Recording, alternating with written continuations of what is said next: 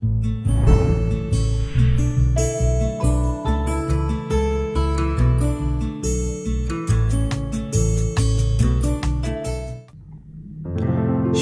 saudaraku, pesan kebenaran pada video kali ini adalah pengakuan Thomas bahwa Yesus adalah Tuhan dan Allahku.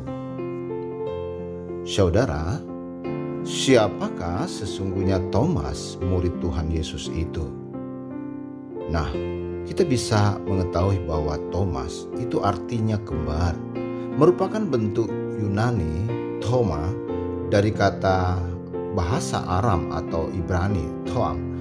Warga gereja mula-mula yang berbicara dalam bahasa Yunani sering menyapa dia dengan sebutan Didimos atau Didimus.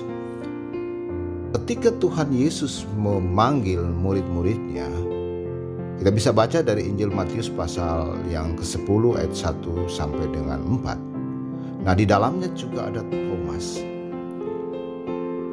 Kita akan baca dari Injil Matius pasal yang ke-10 ayat 1 sampai 4. Yesus memanggil ke-12 muridnya dan memberi kuasa kepada mereka untuk mengusir roh-roh jahat dan untuk melenyapkan segala penyakit dan segala kelemahan.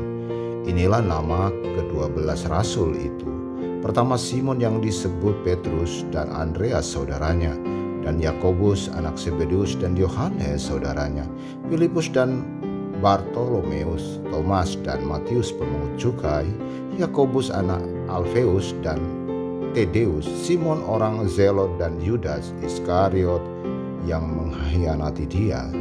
Saudara, jika kita membaca dari Injil Sinoptik, ya saudara, tidak banyak menceritakan tentang kisah Thomas, ya, kecuali hanya di dalam Injil Yohanes. Nah, kalau kita melihat tipikal daripada Rasul Thomas ini, beliau adalah sosok yang sangat bersemangat, ya, dan realistis, juga ya sangat kritis, boleh dikatakan sangat kritis. Ada beberapa catatan Alkitab dalam Injil Yohanes. Thomas ini sangat-sangat kritis Tuhan Yesus dan para muridnya ketika akan berangkat ke Yudea untuk membangkitkan Lazarus. Para murid mengingatkan Tuhan Yesus bahwa di tempat itu ia nyaris dibunuh. Namun Yesus tetap menuju Yudea. Kemudian Thomas berkata kepada murid-murid yang lain, "Marilah kita pergi juga untuk mati bersama-sama dengan dia." Ya, kita baca dalam Injil Yohanes 11 ayat 16. Nah, inilah saudaraku termasuk salah satu tipikal daripada Thomas. Hal yang paling luar biasa, saudara, ketika terjadi peristiwa kebangkitan. Nah, disinilah sebenarnya menjadi entry point, ya, titik awal bagaimana ya iman daripada Thomas itu sendiri. Ya, ketika Yesus menampakkan diri ya kepada murid-muridnya, dia tidak berada di situ. Ya. Dan sesungguhnya mungkin dia sudah tahu bahwa Yesus sudah tidak ada di kubur ya. Kubur telah kosong.